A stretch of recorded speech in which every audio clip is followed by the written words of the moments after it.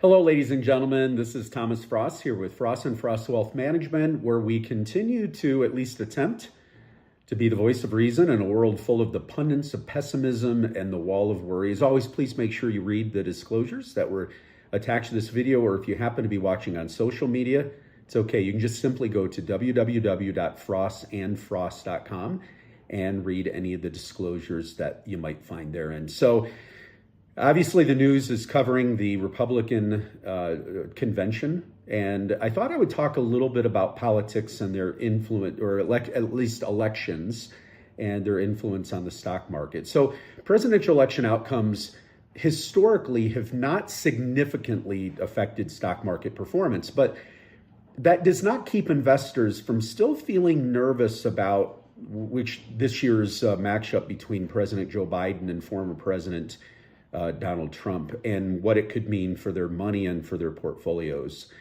The investment company Betterment polled 1,200 individual investors this spring amongst four demographics. They polled people from Gen X, Gen Z, millennials, and baby boomers. And the results showed that more than half of the investors, 57% to be exact, said that they're feeling anxious about the upcoming election, and 40% expect to move or pull investments based on the outcome of the election. That being said, most financial experts do not encourage making investment decisions for political reasons, as markets tend to react to economic factors that politicians have zero control over. Even in a contentious election year like we have this year, clearly, they advise keeping a diversified portfolio and saving more instead of making decisions based on politics alone.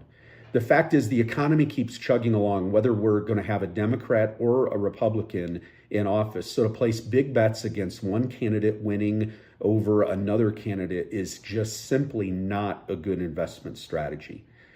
Nevertheless, it is becoming more and more common for investors to blend their political opinions with their portfolios.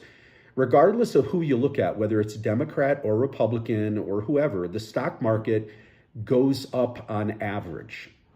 There's not a big impact to, especially the president, in terms of what they can do for the economy, to things like inflation. That's why we have checks and balances and separations in terms of the Federal Reserve and so on.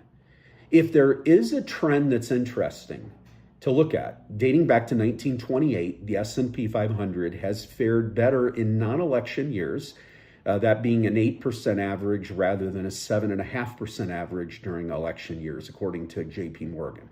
So what's our point? Our point is, do not invest based on politics. And also, it's time in the market. It's not trying to time the market.